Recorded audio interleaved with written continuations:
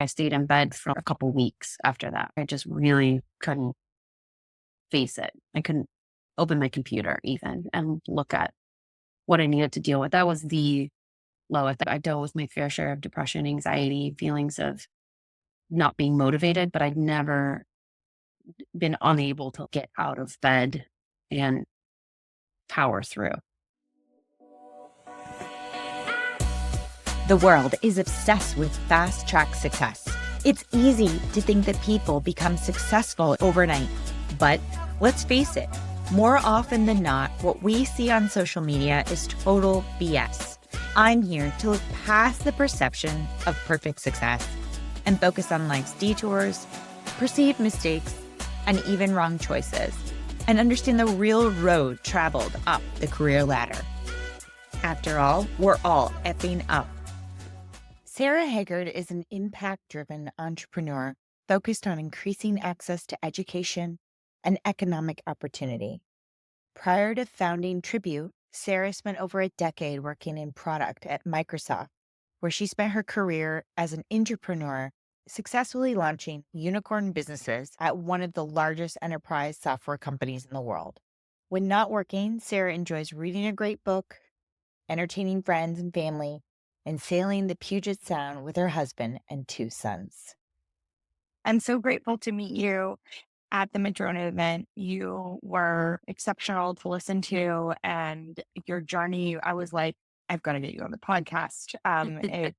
It sounded like experiencing tough stuff and starting your own business and being a CEO, a female with a family. I'm sure you've got your hands full. And so let's talk about the realities of that. Thank you for being here.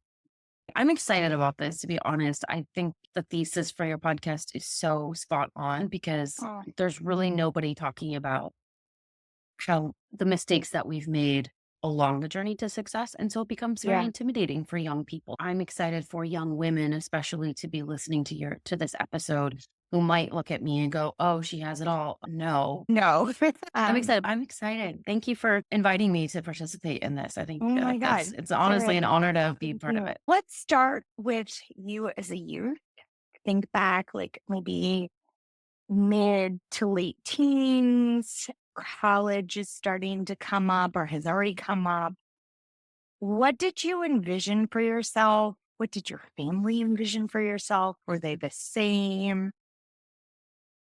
Yeah, that high school was a really interesting time for me. Pre-high school, I remember I was 11 and I told my mom, I'm going to be a CEO someday, which is really funny that I am today. But I remember telling her that and not really knowing why, but both my parents were successful in tech.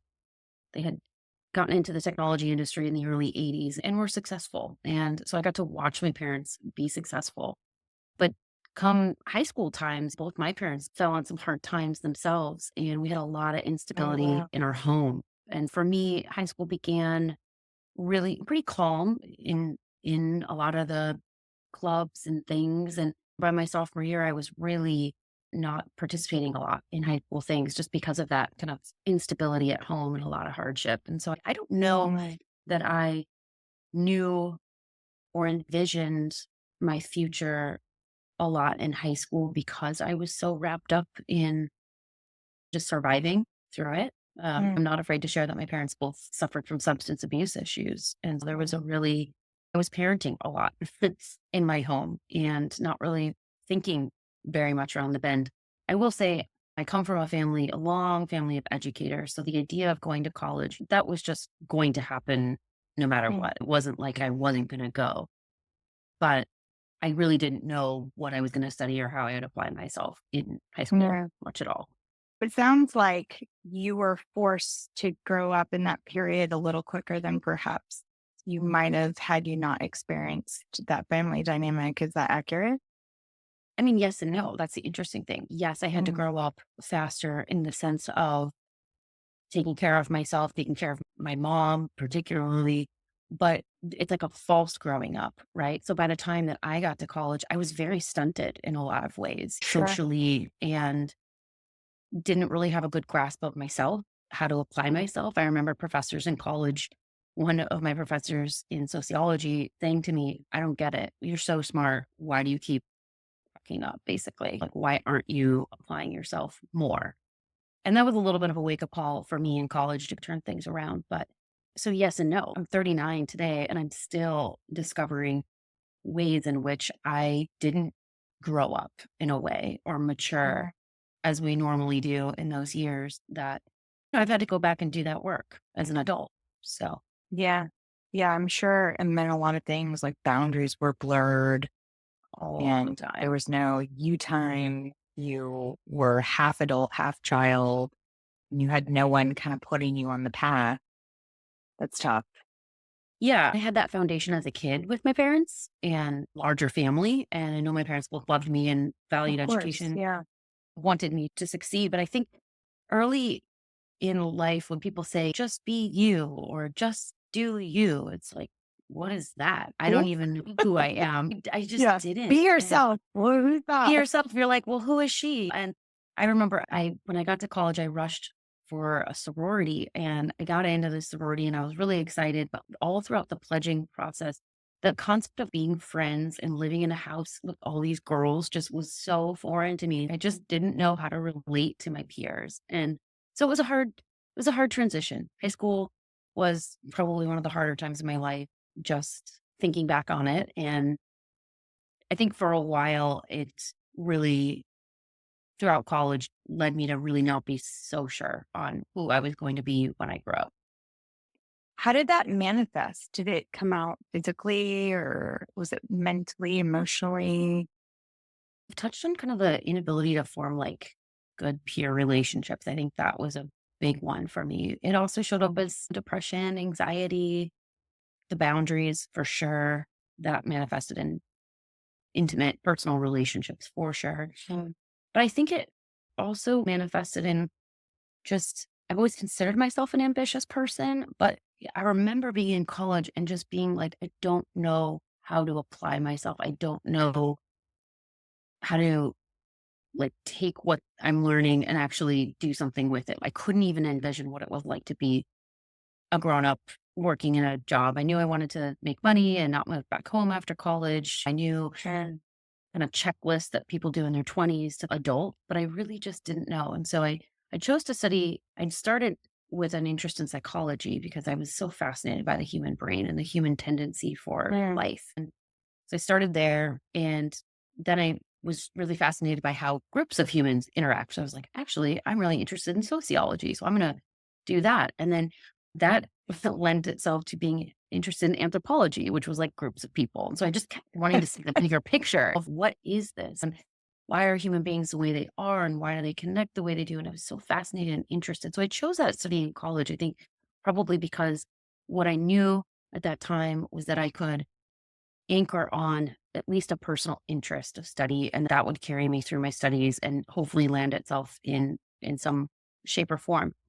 I had a anthropology professor who basically told us at the beginning of our major with him that we were going to be not just learning in the classroom, but that he was going to take us around town. I went to school in a small town on the border of Illinois and Iowa. I went to Augustana College and he said, I'm going to take you around to women's shelters, homeless shelters, community centers, and I want you to pick a place that you're going to volunteer for the next 2 years while you're doing this degree. I ended up picking the Martin Luther King Community Center, which had an after school program for economically disadvantaged youth.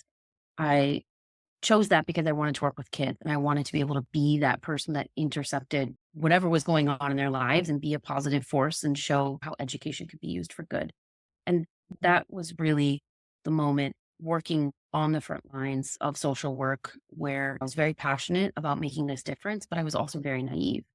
I was the only white girl that worked there, which wasn't an issue for me. I grew up in Chicago, very diverse. I didn't really think that was an issue, but it was really interesting to me to have these younger kids looking at me and I'm going to this nice college up the road and education is a white thing to do. I just remember hearing that over and over again. And it was really the first time that I realized just how ingrained the social, political, socioeconomic macro factors were at play here. And there wasn't a whole lot that I could do to Mhm. actually change these kids' lives.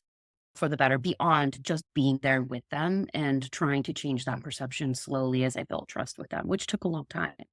Yeah. And that was a big wake up call for me. I was like, I can't make the change that I want to make at the level that I want to make working on the front lines. I've got to go into the business world. I've got to get money, influence, and power and somehow impact this from the top down. And so about three-fourths of the way through college, I said, okay, I'm going to pick up a business major because I think in order to do this, I'm going to need to move beyond my anthropology studies. And so I ended up racing to the red to get this additional major in business, which I did. And that sort of led me to pursue a career outside of social work and into the field of business. It looks like, according to LinkedIn, that you started a job before finishing your degree. Is that timing accurate? Are you? I'm referring to Enterprise Rent a Car. Oh, yes, I did. I did intern with them in the summer Oh, between my that's junior probably what it and is. senior year. Internship. Mhm. And yeah, I was part of the Augustana Business Club, and we didn't have the Microsoft, the Google, the Facebooks coming to our college to recruit at our career fairs, which is something I've made a point of going back and making sure that I spend time there with these kids today. We had enterprise, we had financial firms, we had manufacturing firms, but yeah, enterprise came to our business club and spoke, you're going to make all this money and you're going to own your own business and you're going to get all this experience. And I signed up to do the summer internship and I was paid $9 an hour, I think. And it was like, oh my gosh, I'm going to make so much money. It was a lot of fun. Back then, it was like a fraternity. It was the wild, wild west days of enterprise rent a car. It's very different today, but it was a lot of fun. It Yeah. was a Well, job that that paid program me. was a really big deal. We graduated about the same time. And I remember it was like the hot ticket at the time. Yeah, I mean, it's like the multi-level marketing schemes of today. Like it was like, With card. come join our pyramid scheme and you'll make a lot of money. Like I said, I didn't really know how to apply myself. And here here was a ticket. So I interned with them. At the end of your internship, they let you know within a few weeks of going back to school whether or not you're going to get a job offer for the following once you graduate. And I did get that job offer to join the management training program, which was I joke, but it was a very well regarded program. And looking back, so many great things I learned from that, but it was the hardest job I've ever had. Jesus, I was washing cars in heels in 100-degree heat, -20 temps in Chicago. It was really hard. But because I remember getting that job offer like in September, and I remember not even like thinking, I was like, okay, I've got the ticket. I've got a ticket that's going to pay me $32,000 a year, which means I get to graduate and not move back home. That was my only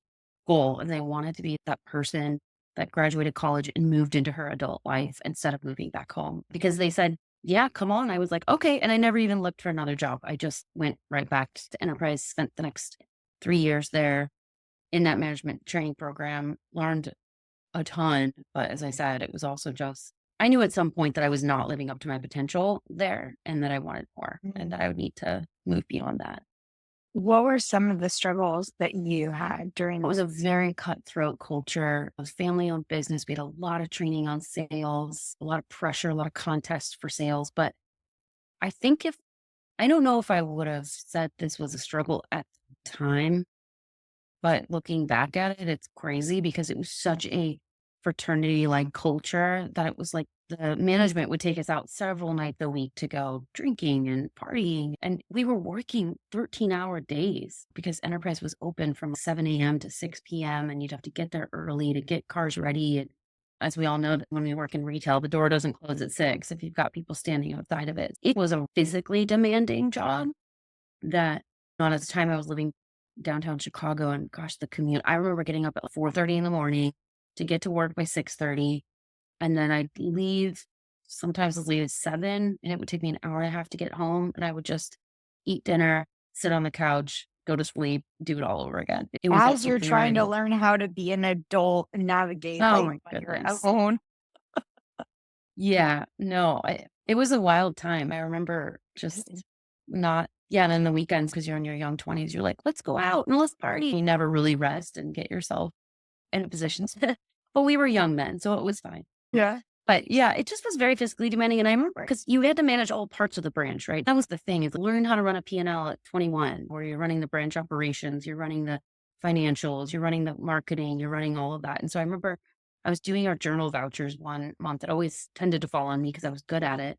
And I just remember thinking, like, what would it be like to have a desk job where nobody talks to you all day? Like, where I don't have to like stop what I'm doing, get up and go to the counter, have somebody who's pissed off at you that their car just Yeah. got in a wreck. And well, my insurance should have sent it to you. Do you see it? I want to drive the Cadillac out there. Well, ma'am, your insurance covers about $2 a day. So you're going to drive that PT Cruiser.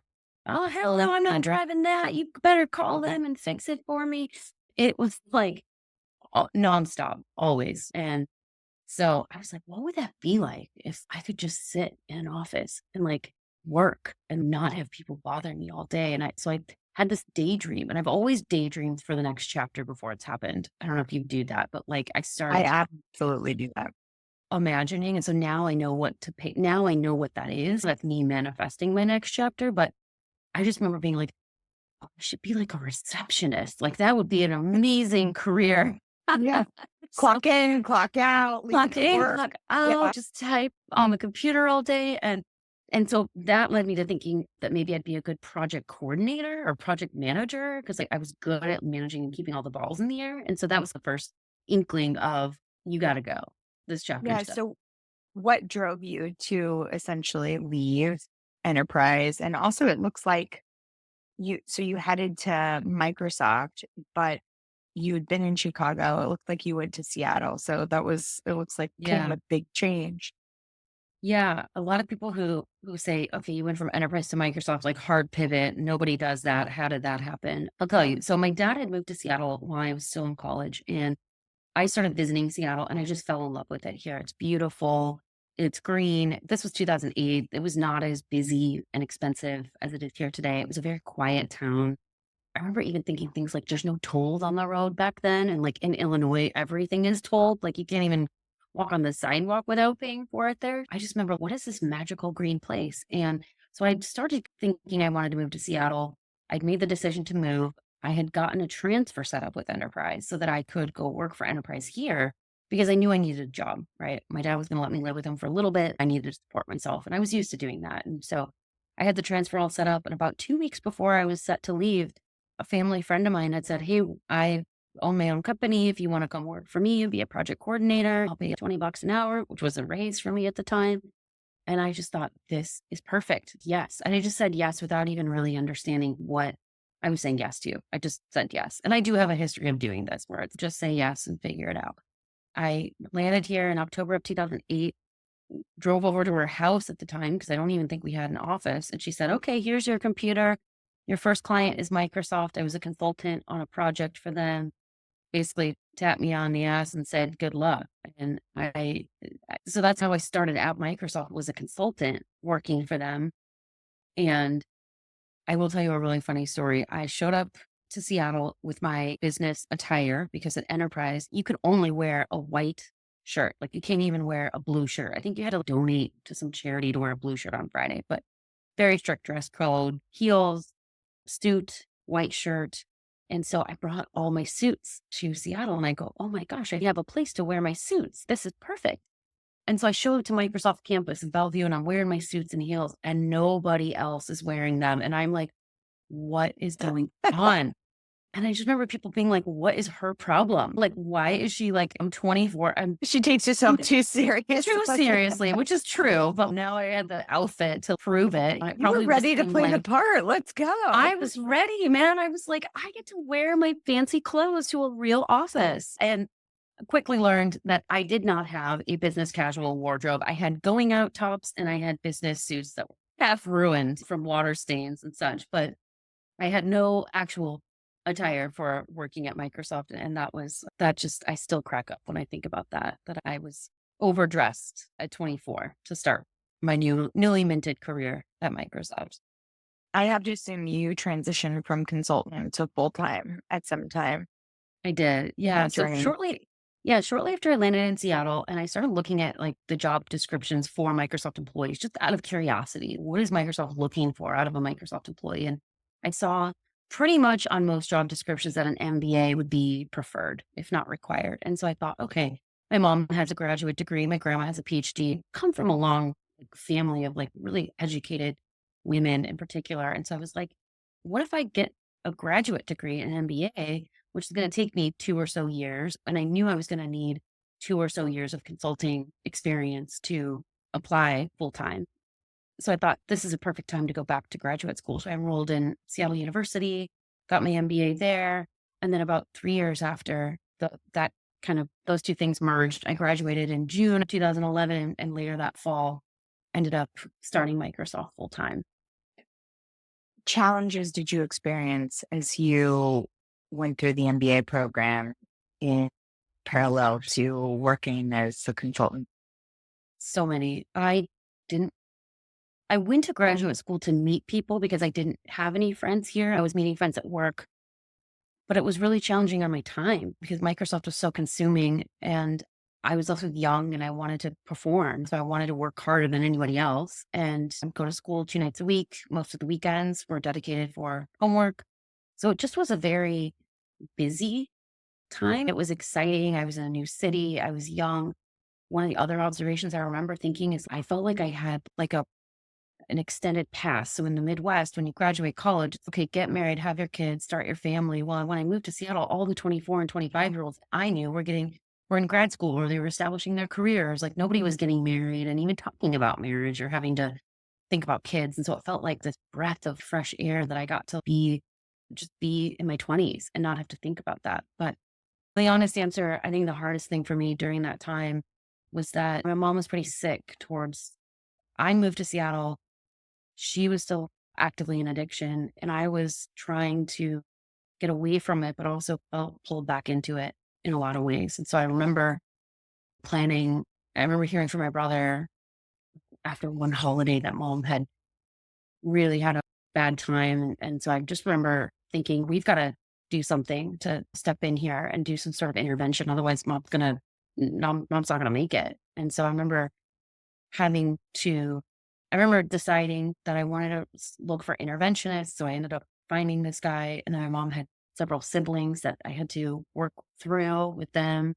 Also came from a very proud Midwest family where we don't talk about that kind of stuff. We sweep it Mhm. under the rug. And I just remember it was like going to graduate school, working, trying to show up in all areas of my life in a new city, and also just like having this baggage, if you will, from my life in Chicago, where I didn't tell anybody at the time that I was dealing with any of this, but having to ended up getting my mom's siblings all on board to do this intervention, which that took its own effort. And then we started working with this guy for about a month that he had to work with the family to get this all ready. I flew back home, we did the intervention. It was successful. I also had to coordinate getting my mom into detox, getting my mom into a Yeah. recovery program, an inpatient, and doing all of this while she's squatting in her home. She hasn't paid a mortgage on in 2 years and doesn't have any financial means to do this. So I'm like working with the Illinois Department of Human and Health Services and like trying to coordinate all of this. And I'm 25 and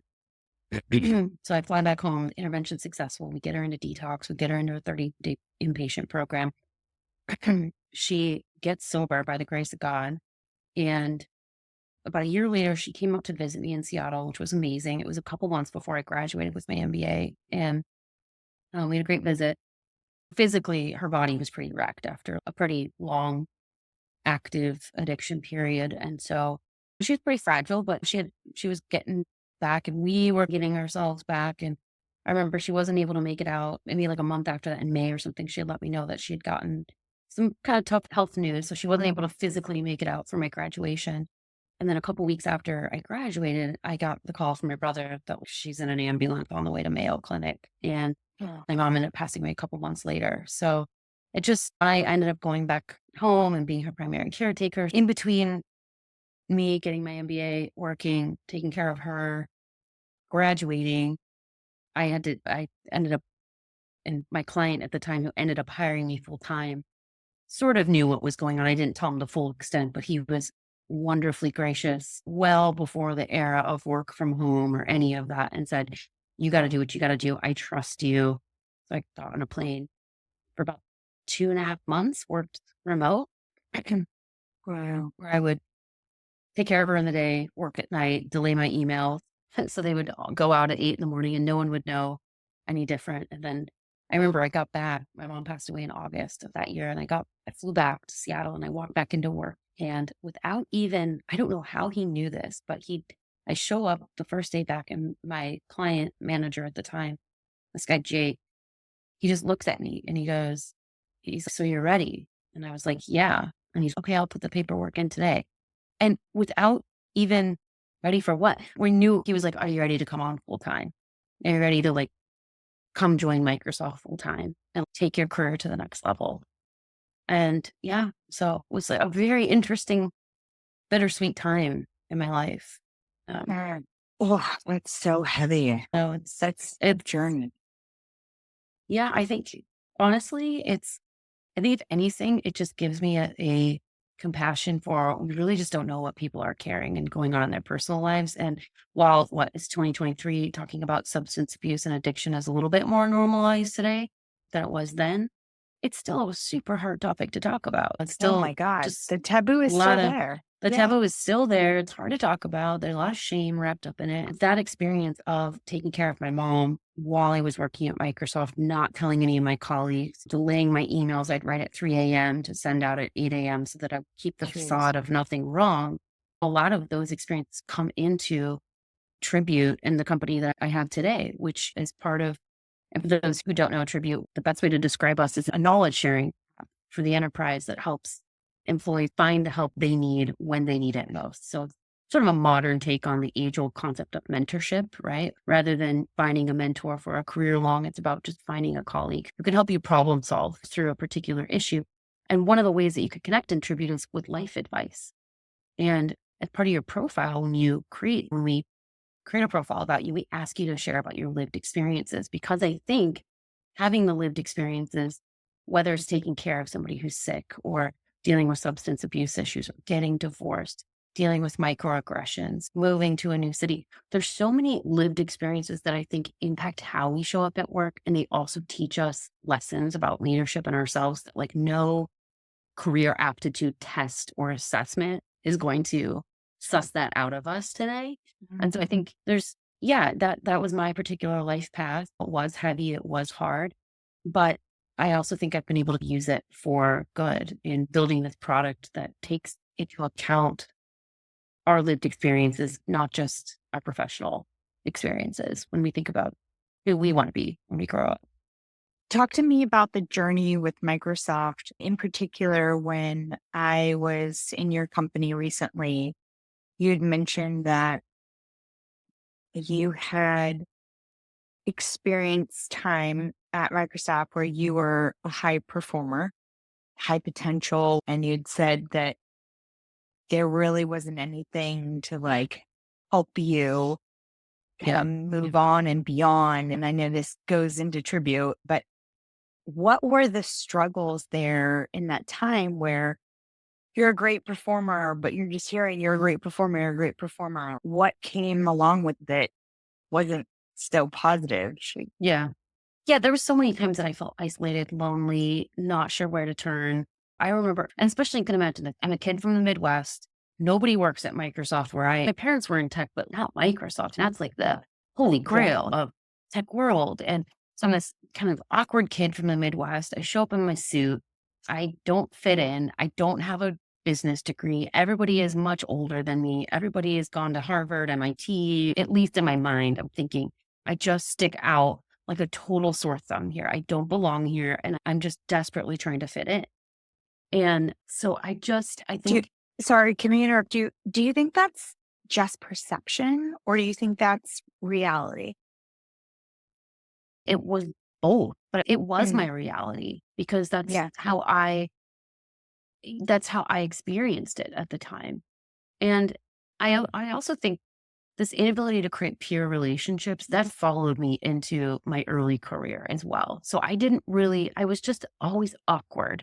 That's the best way I could describe myself. I was pretending not to be, and I was trying so badly to hide that so nobody would find me out, that I wasn't Sure. qualified to be here. I didn't know what I was doing. I remember going home at night and like Googling like how to use Excel or PowerPoint or like how to do my job very early days. But yeah, throughout my time there, anytime as I got my sea legs under me and I started being recognized as somebody as a high performer, I was often put in quote unquote mentoring programs or told, here's your mentor, go work with them. And it never resulted in anything. It didn't result in me learning new things. It didn't result in me having greater access or opportunity. It didn't result in like a faster career trajectory for me. I felt just over time, I left Microsoft after 11 years. I just saw that pattern over and over again. And I started to kind of feel used in a way. Wow, like I'm Mhm. doing this great work and I'm putting myself out there and I'm putting everything I have into my career to get ahead because that's what you're supposed to do. And I'm just not. And I felt very unseen in a lot of ways that I had all these super skills, some of which came from my time at Enterprise. One of the things Enterprise did for us is they built into our minds, yes mentality. And so like when people would come screaming at you for their cars or whatever, it was like, yes, almost yes, and Mhm. okay, sure, let's make it happen. But it's this like win-win mindset. And I remember several times in my career at Microsoft, that default of yes mentality showing up and me like taking that approach when a lot of my colleagues wouldn't. I felt like Microsoft didn't have a great way of identifying people's true abilities and really putting them and matching them with opportunities internally and matching them opportunities internally that would progress their careers, but also meet the business needs that they needed. It was just, okay, you just have to fumble around here and like figure out where this career is going to take you. Did you find that as you went along there that others were having that same feeling? I sometimes, but I also felt like I saw a lot of people do a better job of networking internally and getting the jobs I wasn't. They were able to speak speak the lingo and build those necessary relationships. There was a fair amount of people that felt stuck in their careers like I did. I was just underneath the director level, really not able to break through that ceiling. And I definitely realized that part of that for me was not really understanding how to network with the right people and build those necessary relationships to get ahead. Do you feel like if somebody had outright told you the issue here is the lack of networking and it seems like you don't know how to properly do that, or let's work on the skills to do that, that you would have been like, oh, okay, cool. Let me put that to work. Or was it just something you just needed to sort out for yourself? I think if somebody would have told me that would have been helpful because instead what I was being told, and I think a lot of women are told this at work is like, you need to work on your executive presence. Like you need to work on like speaking better. It's just like, what? You need So, and gravitas. yes, exactly. And so I think there was a lot of just like that kind of feedback that I was like trying to be better at and not really. Yeah. So I think if someone would have told me that, yes, I would have paid attention to it.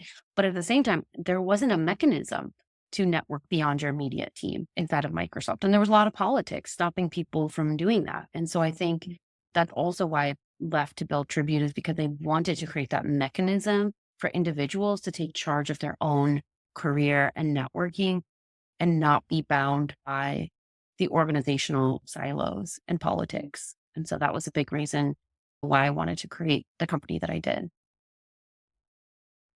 How far into your tenure at Microsoft did you start doing trivia? It was about 10 years. I was hitting my 10-year anniversary that was coming up. And for some reason, that milestone was like really meaningful to me. I was like, wow, I've been here 10 years. At the time, I was 34. And I thought, I've been here a third of my waking life.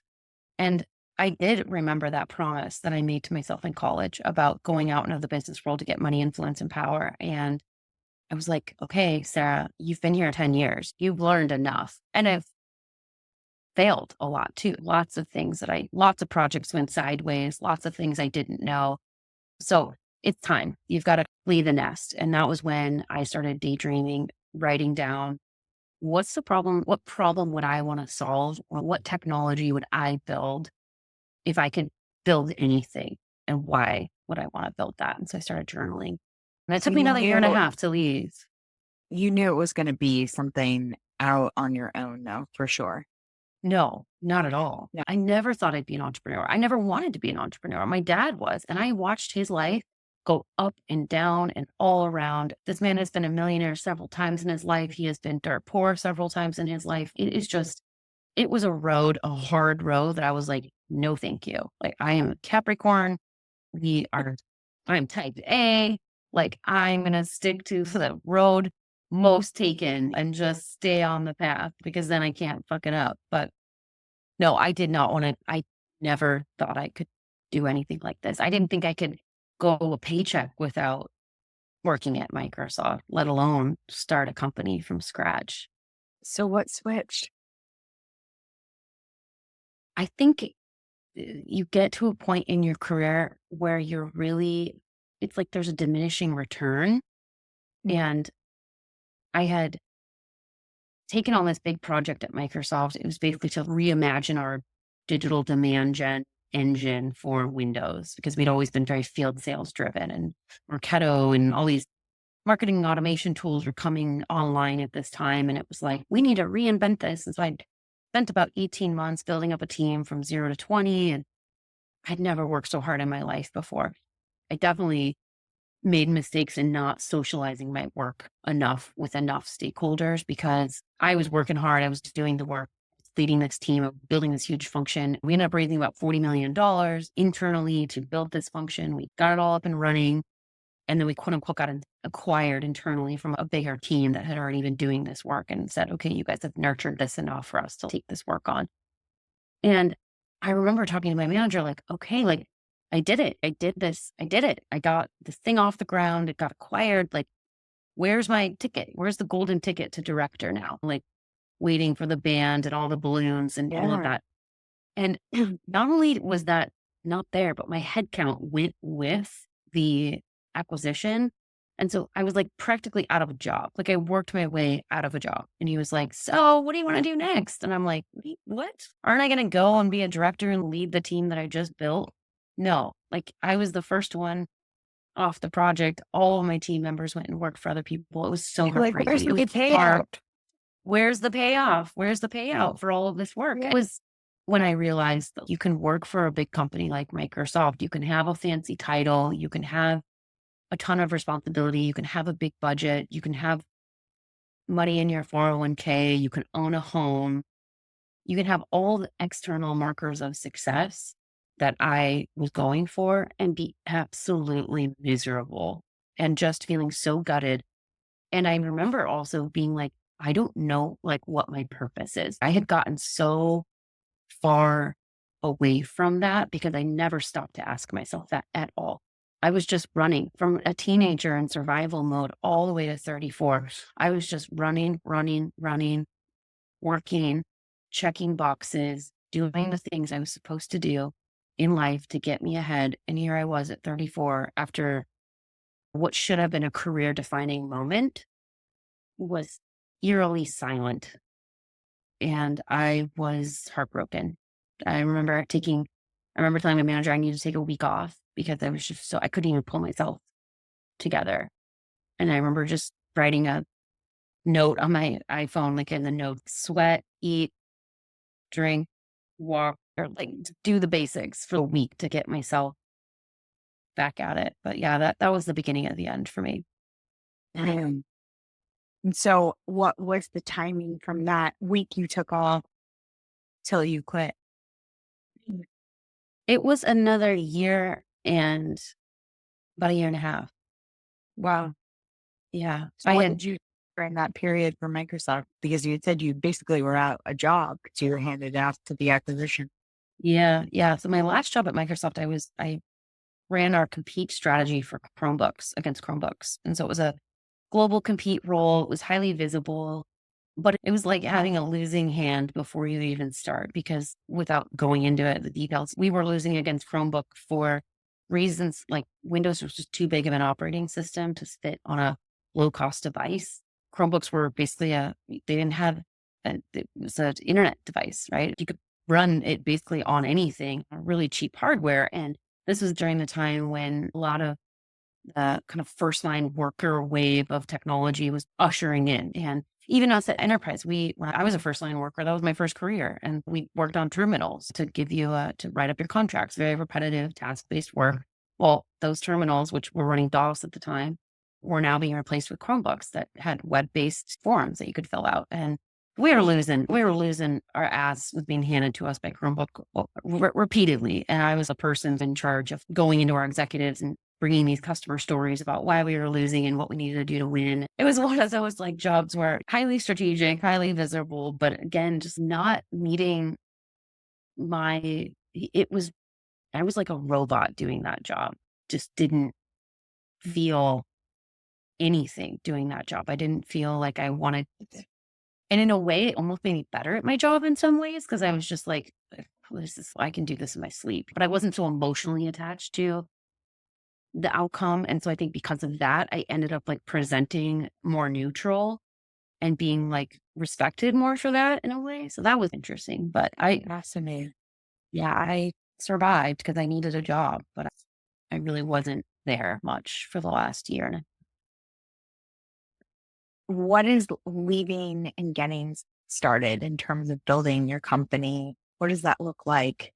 I'm sure there was a lot of like static, thrilling moments, but on the flip side, when you're jumping out on your own for the first time and you're trying to sort it all out, regardless of all the great experience you've had up until this point, you're probably flying blind to some degree. So, totally. paint that picture, if you would. Yeah, I had about a year and a half of like nurturing the idea before I left. And I knew I needed to leave when this was my thinking at the time. This is not what I would do today. So let my like fuck up the year lesson. I was like, I need to leave when I think more about Tribute than I do about Microsoft. Like when my headspace is so full with things to do for Tribute that I can't even think about working at Microsoft, like I gotta go. That is not the right transition point to leave your well-paying job into the unknown. The right answer is you should wait until you have a validated hypothesis, maybe even some customers that will pay you for your idea, line of sight into how you're going to get that product out into the world. That's the right answer. But what I did was like, I'm thinking about Tribute so much and I just want to go play in La La Land and go nurture this idea. So that's what I did. I had about 6 months of money in the bank. And because somebody did tell me this is a good piece of advice. They said, you're never going to have enough money to quit your day job and be sustained forever. So that's an unwinnable game. But if you have 6 months in the bank, then you can leave because you can always go back. And so that's what I did. I burned through another fuck up selling my Microsoft stock at $90 a share. I think they're now $350. So left a ton of money on the table, but I was able to use my savings and my stock and my shares at Microsoft to get myself through 6 months of not paying myself. And I, in that 6 months of time, did find my first paying customer, did launch an MVP version of the product, which was great, but still so far away from where ultimately that was like fall of 2019. I don't remember paying myself like paying myself for another like year and a half. So I did end up having to go back and work and consult with Microsoft to make money in between that time. And luckily I was able to do that because I had a good network of people at Microsoft. So I was able to tap into that when I needed to sustain me. Mhm. That's intense. What is raising money been like? The journey of raising money for your company? Yeah, raising money, no matter how many times you do it, no matter how experienced you are, it is awful. It is not fun. And it's even worse for people who don't know what they're doing because I had no clue of the startup world or venture financing and what that was. I was even back in my enterprise. I know how to run a budget. I know how to run a P&L. I understand the business levers. I had been handed millions and millions of dollars in my career to manage. My last budget was $40 million, just to put that in perspective. And here I was trying to raise $1 million. And it was like the hardest thing you ever will do. To date, we've raised about 3.5 million for Tribute over a series of a few rounds. But yeah, raising money is just, you don't know. When you've never done it, it's really, really hard. And as a first time founder, you don't know what the right, you don't even understand like how to pitch your company, how to create the business case for it, because it's just so different than the corporate world. Writing a business plan for Microsoft to say, hey, this is the project we're going to run, and here's the returns. You work with business planning, you work with licensing, you work with finance, you work with all these engineering teams. And when you step out and do it on your own, you're like, I am all those departments in one while I'm learning that. So, yeah, it's hard. And it's not just hard, the task of doing it, but raising money is also the ultimate act of networking. You don't just have an idea and walk up to venture firms and go, hey, here's my idea. Will you fund me? No, that's not how that works at all. You really have to network. And so for me, that looked like going and doing startup pitch competition. So I was doing that kind of all over town and just saying yes to all of them that I could, because that allowed me to get to know the angel investor community. Because first you have to raise money via angels. And so you've got to develop those relationships. Somebody once told me the average number of times that you have to touch points that you need with a person or a firm for them to write you a check is 11. So just put that in your mind, right? Like you don't just instantly get cash out of a person or an institution. You've got to build your network of those VCs, of those angels. And so it took me years to get my first check. I got my first angel check, I think 2 years into building Tribute. This goes back to your, I'm going to use air quotes, lack of networking in Microsoft. And now you're becoming the networking expert in order to raise funds. That's a little ironic. No? Yeah, it is. And the other ironic thing is I'm really good at networking. Like I'm a dot connector. I'm really good at it. I'm good at it now that I stepped into my authenticity and my power. I think and Brene Brown wrote a really good book about this. Braving the Wilderness was this book where she talks about belonging, and that belonging is actually not about fitting in. The true belonging is about like finding your authenticity. And only then do we actually belong, even if we don't fit in. And that I feel is my story as well. I think because I was trying desperately to fit in, there was an inauthenticity to myself that made me just not good at building authentic relationships. And now that I've moved closer to my true North Star, building relationships is so natural. It's so rewarding. There's definitely an art and a science to it, but it's nowhere near it's not an issue for me today. In fact, I'm known as a really great networker today, which is even more ironic. What's the hardest part about being a CEO? Having difficult conversations by far. I'm not good at that.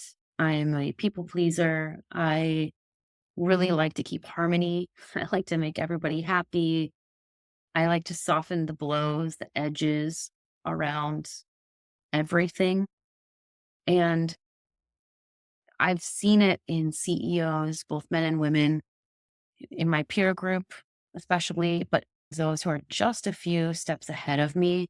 I've watched them go from these really bubbly, like optimistic, everything's great, CEOing. It's easy to be that CEO when you're CEO of one yourself.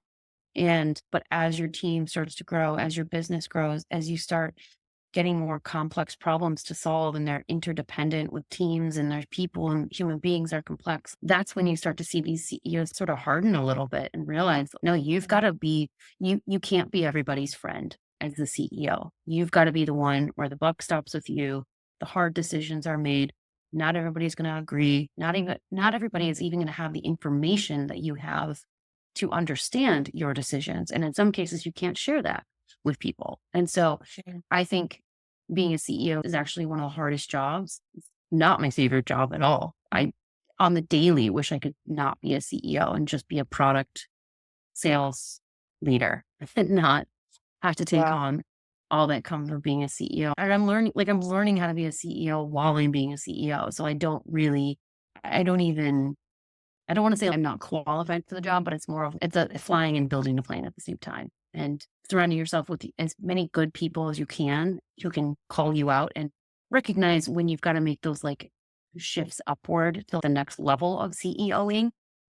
I think that's been really helpful. But yeah, I've made plenty of mistakes, plenty of made some pretty bad hires, people that just didn't, never should have worked for us. But it was like, I don't know, I don't want to hurt your feelings. So sure, come on in. It's not the way to do it. What about challenges as a female founder CEO? Do you feel like they're different than what you've witnessed some males experience? I think I've come full circle on the whole female, like male. When I was early, I'm 5.5 years in a tribute. When I was really early on with tribute, I was like, female girl boss, yay, rah, rah, and not that person anymore. But I will say that the challenges being a female CEO are that you're always underestimated. When you're the one having those difficult conversations, having to lead those difficult times, we're perceived as being a bitch instead of being a leader. Or like, there's a different perception when women lead sometimes, that we will have the exact same attributes of a male leader and be perceived completely different in our approach, or the opposite, be expected to soften everybody's blows when that's not my job. And I don't need to do that. I don't need to caretake for my entire team any more than a man would be expected to caretake for his team. So I think there's the world view and assumption of what female leadership looks like. My own personal experience, I have not found being a female to be a hardship being a CEO of anything. I think it's a superpower. Like, I am incredibly perceptive. I am transparent with my team. I'm really fucking smart. And so like I can figure stuff out. So, personally, I don't think it's never been a liability, but I think the world at large is still coming to terms with just how powerful women really are and having to make their peace with that.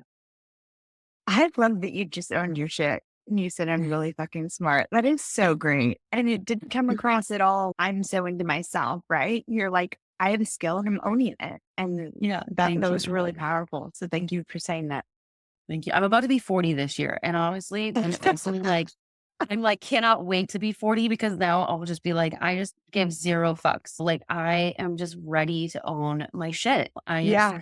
worked really hard. I have done a lot of things. I have Yeah. made so many mistakes. And at some point, like, we do have to step into our skin and Yeah. own it. And so I'm about to be in my 40s era, as I like to say. I love it. What about imposter syndrome? Do you experience that today? All the time. Hmm. Like, all the time. I think it's shown up in a variety of ways. I talked a little bit about that at Microsoft, where I felt like a total imposter for being an anthropology kid from the Midwest instead of Harvard, MIT educated computer scientist. I remember I even applied for UW's comp sci program and I got in because I was going to go get a computer science degree so that I could belong at Microsoft, right? I'm like, Wow. I remember getting in and about to start this and going, what in the hell?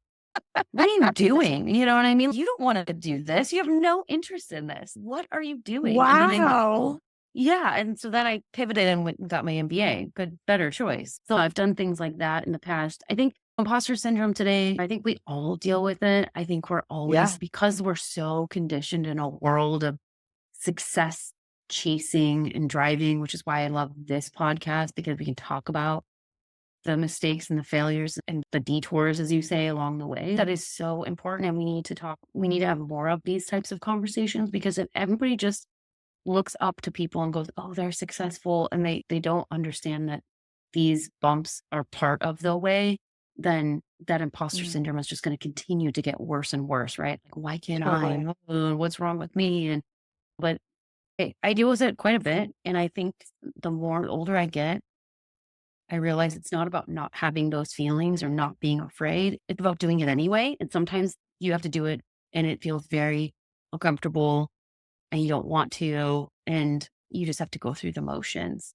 Other times you really have to call on your own courage and bravery to get through those moments. I love saying this to anybody I mentor. You are the one you're waiting for. There's nobody coming to save you. Like, you are the one you are waiting for. And when you really internalize that, you start realizing how powerful you are to make the changes, get through those hard times, leave the relationship you've needed to leave, right? Stop the habit that's holding you back. All of those, the times that you're actually fucking up or failing, that's really when the work begins, right? It's Mhm. not when everything's going well. And so if you're Right. finding yourself in that rut, if you will, right now, and just feeling like there's no path to success, or I can't see it from here, or I've lost sight of it, that is absolutely the place to begin. And this is a blessing in a way, in a really backwards way. This is a blessing to be here because Yeah, now you it's going don't to realize call. that then, No, but nobody does. It hindsight just tells us that's sucks. absolutely the case. Yeah. Yeah, it just feels like shit when you're in it, Yeah. and it is hard. I've been there so many times, and just I think it's also okay to just grab all the self-care tools that you possibly can, if that's taking naps or sitting wrapped around a really fuzzy blanket or going on walks. I have also found that putting down my work when it's uninspiring and I'm not finding the way through, putting it down is counterintuitive, but it's actually like really good for us to put it down, walk away, go take care, learn how to love yourself, like Yeah. truly learn how to take care of yourself, and then come back at it. And that's usually the way through to success. And that's where all the other podcasts pick up and start telling all of their like platitudes of success, right? It's, oh Yes. yeah, just do this and do yeah. But it's okay to Here. acknowledge that it's like really, really damn hard. Yeah. When we were together in person, you mentioned that your partner is also very busy and occupied and has a lot of responsibility. And you have two very young children. I do. And there's this falsity that we can have it all and figure it out and everything's perfect and glorious. And just being in that very similar dynamic myself over time, I know that I have felt that I am constantly dropping balls, even when I've had hired help, when I've had someone helping clean my house. I just feel like if I'm not feeling here, I'm feeling there. I'm curious if you can just share some of the realities in that part of your life. Oh yeah. I'm in it with two young kids, and my husband's also an entrepreneur. He's on his sixth startup. So he's, Oh, wow. he's done this a few times. He's raising money right now. And as I said earlier, it doesn't matter how many times you do it, it's really hard. It's hard because there's so much rejection and there's so many no's. You have to get like 100 no's to get to that golden yes. And there's not many times in your life, there's not many more experiences that I could compare it to, maybe beyond like training for really hard physical feat where you have so much adversity in such an intense period of time that it really breaks you down. Because as you're pitching your company, you've got to put your whole heart and soul, and you've got people working for you, and you've got this dream and this vision, and you'll get told no in a thousand ways. But it's not just the no's that hurt, it's the why we said no. It's, well, we don't think you're the founder to lead this, or we don't think you have the team to do it, or we don't really think this is a real problem in the world, or we don't really like the way that you're approaching it. This will never be something. So you're just constantly getting rejected in these really gnarly, deep Beaten, ways. And beaten like a dead horse. I just remember being like I got a no from a VC that I was so excited about, and I'd been building this relationship with them. It's probably not unlike those of us who've applied for jobs and gotten to the fifth round of interviews, and then the recruiter sends you a one-line sentence of, we're moving forward with another candidate. And you're like, what? Like, It was a special relationship. What are you what? talking Yes, about? this was so Yeah. special. It's like that, but it's like way more intense. And my husband's going through that right now. So I think one of the things that you're asking, like, do you feel like you're failing at not being able to do it all? Yes. I think for me personally, and my husband won't be surprised to hear this, but I put my kids, my work, me, and then my husband in that order. And my house is above, I think, somewhere between me and my husband in terms of the cleaning the house and doing all the house Yeah. chores, right? But he's the last one on the rung for sure right now. And God love him. God love him. And I think if anything, if I'm failing at anything, is being a great wife right now. It's not necessarily being a good mom or being a good CEO. It's like, hey, partner, we've got young kids. We both have businesses. Like, peace. We'll just See you on keep the other hang side. see you on the other side. Let's just get through this. And we've got date nights and things that help us stay connected. But it's definitely, if I had to choose, and I have chosen, it's the relationship, it's Yeah. the marriage that's not the number one priority right now. And I think my husband and I both going into, as we got married and we were going to have kids, we were those dreamy people going, the relationship first will always be the relationship first. And it's just, you said it, you can't do it all. You've got to choose. And thankfully, I have the awareness of knowing what I'm choosing, and so I can definitely lean into the marriage. But, for me, I think probably because of my upbringing, being there for my kids and being present in their lives, that's just non-negotiable for me. I Yeah. would quit my job 1,000 times over before not being the mother to my kids that they deserve. I've made my bets, and we only get by with a lot of childcare. We have Yeah. both an au pair and daycare. And that's because we work more than traditional 9 to 5s and we need that support. That's just a reality for working moms as well that we need to Yeah. also talk about and normalize. We have a house cleaner as well, and just a lot of help to get by. If you look back at your career, what would you consider to be the lowest point? The lowest point was probably last year. And that was because we had a fundraise. I was raising money for about 6 straight months. I was out on the road raising money. I had found a lead investor. They're going to underwrite our first priced round, our seed round. This was going to not only keep us going, but it was going to help us expand and start kind of hiring out some of the key functions that we were really excited about. And in the 11th hour, they pulled the term sheet. And this was May of 2022, where this was right when all like the recession, Twitter doom is starting. And I swear I was like, we're Yeah. going to talk ourselves into a recession at this point. Like it was just Yeah. so much. And so it was a lot of fear in the markets and what was happening. A lot of VC money was just drying up overnight. And so that happened to us. Our term sheet got pulled. We went from raising 3 million to 300,000. We had an investor that led us in the round that agreed to write the note on a safe instead of participating in this round, and laid off half my team. I stayed in bed for a couple weeks after that. Like I just really couldn't face it. I couldn't open my computer even and look at what I needed to deal with. That was the lowest. I dealt with my fair share of depression, anxiety, feelings of not being motivated, but I'd never been unable to get out of bed and power through. And that lasted a couple weeks. And then I tried to get myself back up. I felt a ton of shame. I felt a lot of responsibility. It was my job to raise this money and take care of the team, and people lost their jobs and their livelihoods. And I was a loser or a failure, like all of those words that we attached to that. And there was just just a lot of uncertainty of what do I do? Do I shut this thing down? Hasn't been enough. At this point, it had been 4.5 years. And I was just like looking at other startup journeys and their arcs. And it's, oh, they just drop out of Stanford and like money rains down and they come up with an idea. And within 2 months, like 1 million people are using it. Like you hear all of those like TechCrunch stories that are really Yeah. just made up. None of that shit's to build something meaningful in the world, it takes time. It takes a Yeah. lot of time. And it takes so many like roadblocks and like walls that you run into that force you to pivot and change your thinking before you really build something meaningful. So I think that also just like really got in my head. I was like, I've been doing this 4.5 years. Like I should be farther along. I should have figured this out.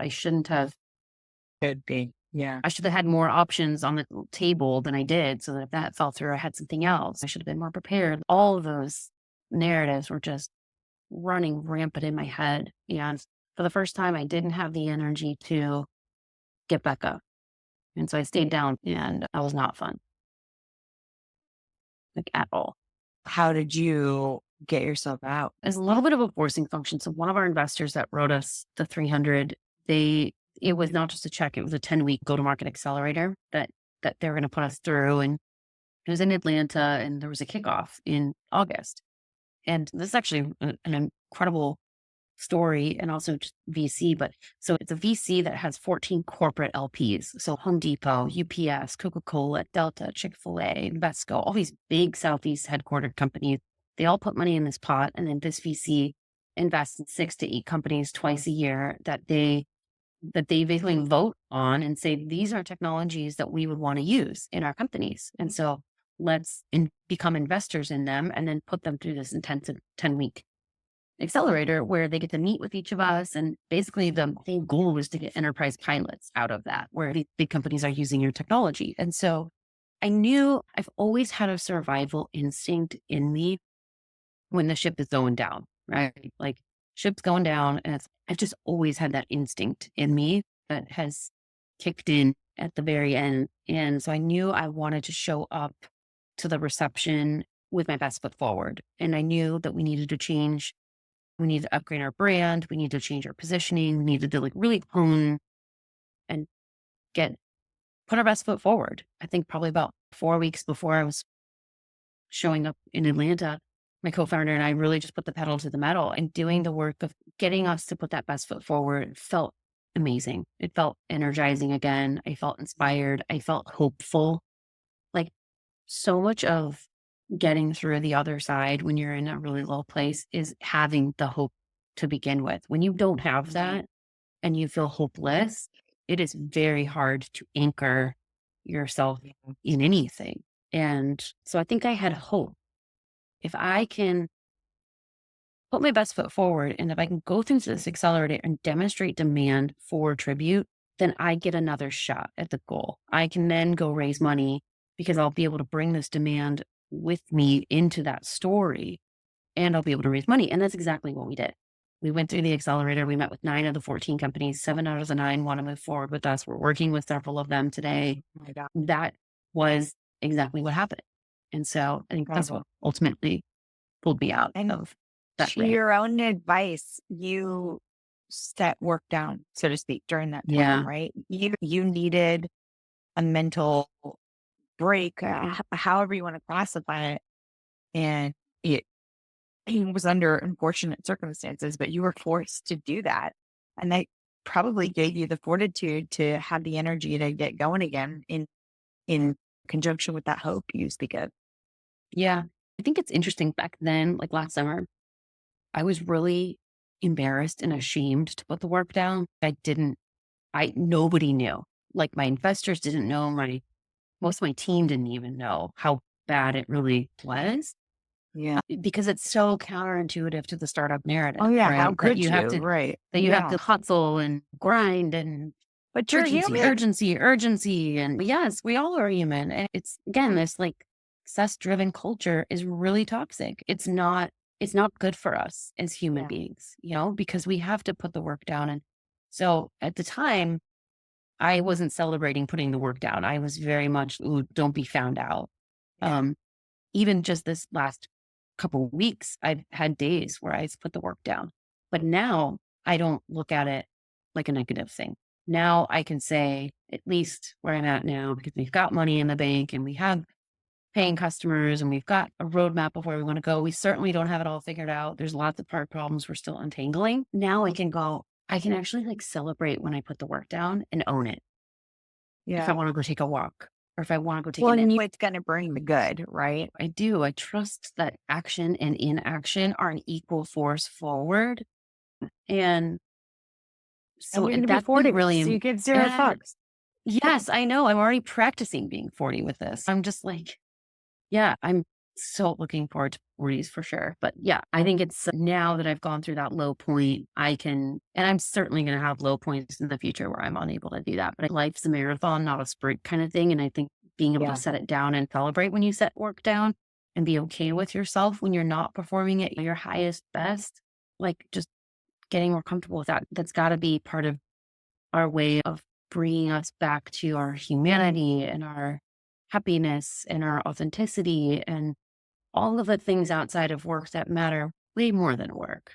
If you could go back and speak to how we started this podcast, your mid-teenage, older teenage self, what advice would you give? Well, first, I give her a really big hug and tell her everything is going to be okay. I wish I would have done the work to unpack some of my childhood kind of trauma and issues sooner in life because I think that would have allowed me to spread my wings a little bit sooner and to do it unapologetically. I'm doing that work now. And I think that's a large part of the kind of settled feeling that I have in my life today. But I would have said to her, your mental health is important and you are valid in all of the confusion you feel, the insecurity that you feel, the not knowing what to do with you. Like all of those feelings are very valid and you don't have to prove yourself to anybody. You just got to love yourself and heal yourself so you can go out into the world and use your time and talents to the greatest purpose that you can. Let's jump into rapid fire. How do you define success? Authenticity. What was your dream job as a young child? I think I wanted to be an actor or a lawyer. I was on the debate club. I loved making arguments, picking apart arguments, all of that. That was Interesting. that was my dream. What's your path not taken? Mm, The first thing coming to my mind, which is so random, I've always wanted to be like an interior designer or like somebody working with Ooh. art and spaces and entertainment and experiences. So I think I'd do that in my life. What 3 words would you use to describe your career? Non-linear. I want to say adventurous because I like not afraid to do new things and also pivoting when it's time to pivot. So I'd say non-linear, adventurous, and purposeful. What is a word that drives you crazy?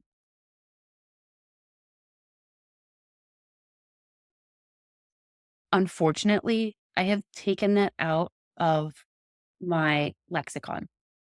So many emails start with unfortunately, or you're like, well, unfortunately. And you realize if you take that out and you just state the bad news or Let's whatever it get is to it. somebody needs to hear, like you can also just own. You don't need to put unfortunately in front of all the things and couch and I soften like and all that. that.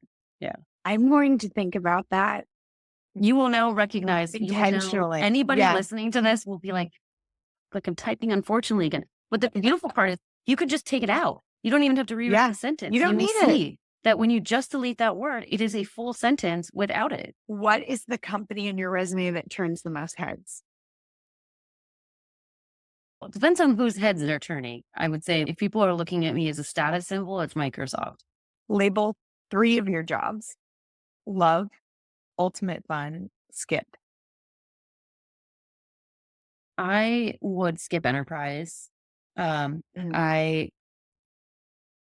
Oh gosh. Okay, if I had to put them, I would say that trivia is ultimate fun and that I did love my time at Microsoft because it was career defining and it was life Yeah. defining. I was able to build my financial kind of future on Yeah, you Microsoft. grew up there. I was able to grow up there. I had a ton of fun. I traveled the world there. I learned so, so much. So I'd say, yeah, enterprise skip, love Microsoft, ultimate fun with trivia. Cool. Thank you. I'm so grateful. And I'm very excited about the product that we just created. And it's just such a fantastic story. So thank you for being so vulnerable. Yeah, thank you. This is fun. This is like Yeah. healing. So Oh, talk about good. it and get it all out there and let the world hear it. And yeah, and everybody you look up to has failures and Everyone. fuck ups along the way. And I just absolutely Everyone. adore that you create this space to have those conversations. So thank you for having Thank me. you. Thank you for listening to today's episode of Effing Up. I'm your host, Deanne Reiner. If you enjoyed today's episode and you'd like to help support the podcast, please subscribe on the platform you use to listen to podcasts. Share Effing Up with others, post about it on social media, and or leave a rating and review. Until next time, count your perceived failures as part of your path to success. After all, we're all effing up.